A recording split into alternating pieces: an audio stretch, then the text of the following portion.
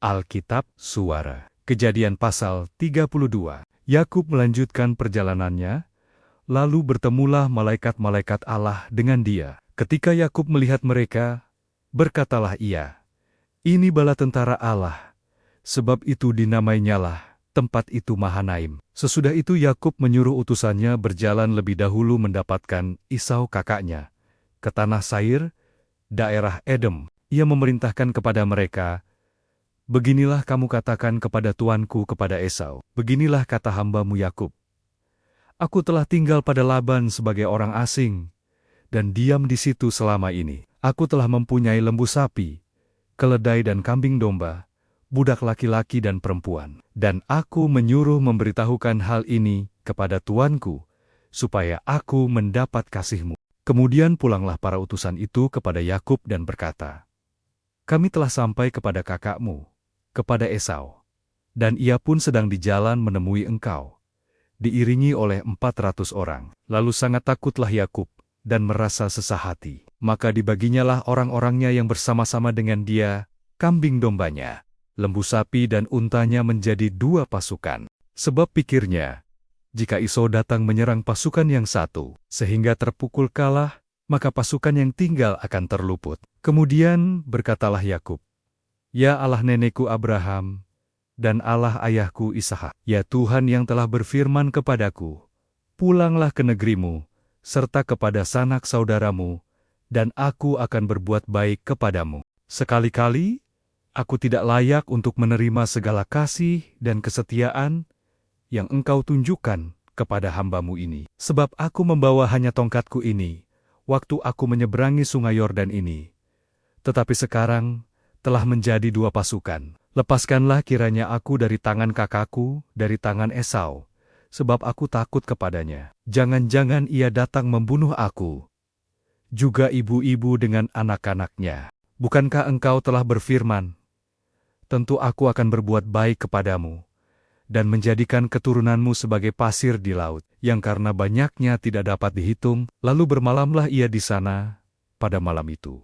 Kemudian diambilnyalah dari apa yang ada padanya suatu persembahan untuk Esau kakaknya, yaitu 200 kambing betina dan 20 kambing jantan, 200 domba betina dan 20 domba jantan, 30 unta yang sedang menyusui beserta anak-anaknya, 40 lembu betina dan 10 lembu jantan, 20 keledai betina dan 10 keledai jantan. Diserahkannyalah semuanya itu kepada budak-budaknya untuk dijaga, tiap-tiap kumpulan tersendiri, dan ia berkata kepada mereka, "Berjalanlah kamu lebih dahulu, dan jagalah supaya ada jarak antara kumpulan yang satu dengan kumpulan yang lain." Diperintahkannyalah kepada yang paling di muka, "Apabila Esau kakakku bertemu dengan engkau dan bertanya kepadamu, 'Siapakah tuanmu, dan kemanakah engkau pergi? Dan milik siapakah ternak yang di depanmu itu?' Jawablah, 'Milik hambamu Yakub.' Inilah persembahan yang dikirim kepada tuanku Esau, dan Yakub sendiri pun ada di belakang kami." Begitulah diperintahkannya baik kepada yang kedua maupun kepada yang ketiga, dan kepada sekalian orang yang berjalan menggiring kumpulan hewan itu. Katanya, "Seperti perkataanku tadilah, kamu katakan kepada Esau, apabila kamu berjumpa dengan dia, dan kamu harus mengatakan juga, hambamu Yakub sendiri ada di belakang kami. Sebab pikir Yakub, baiklah aku mendamaikan hatinya dengan persembahan yang diantarkan lebih dahulu, kemudian barulah aku akan melihat mukanya. Mungkin ia akan menerima aku dengan baik." Jadi persembahan itu diantarkan lebih dahulu, tetapi ia sendiri bermalam pada malam itu di tempat perkemahannya. Pada malam itu Yakub bangun, dan ia membawa kedua istrinya, kedua budaknya perempuan dan ke-11 anaknya, dan menyeberang di tempat penyeberangan sungai Yabok. Sesudah ia menyeberangkan mereka, ia menyeberangkan juga segala miliknya. Lalu tinggallah Yakub seorang diri, dan seorang laki-laki bergulat dengan dia sampai fajar menyingsing. Ketika orang itu melihat bahwa ia tidak dapat mengalahkannya, ia memukul sendi pangkal paha Yakub, sehingga sendi pangkal paha itu terpelecok ketika ia bergulat dengan orang itu. Lalu kata orang itu, "Biarkanlah aku pergi, karena fajar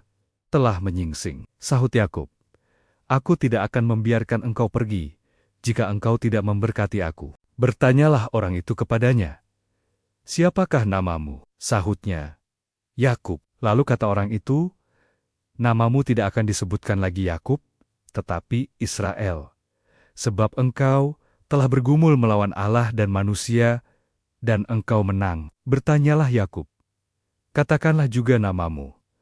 Tetapi sahutnya, "Mengapa engkau menanyakan namaku?" Lalu diberkatinyalah Yakub di situ. Yakub menamai tempat itu Peniel, sebab katanya, "Aku telah melihat Allah berhadapan muka, tetapi nyawaku tertolong." Lalu tampaklah kepadanya matahari terbit, ketika ia telah melewati Peniel, dan Yakub pincang karena pangkal pahanya. Itulah sebabnya, sampai sekarang orang Israel tidak memakan daging yang menutupi sendi pangkal paha, karena dia telah memukul sendi pangkal paha Yakub pada otot pangkal pahanya.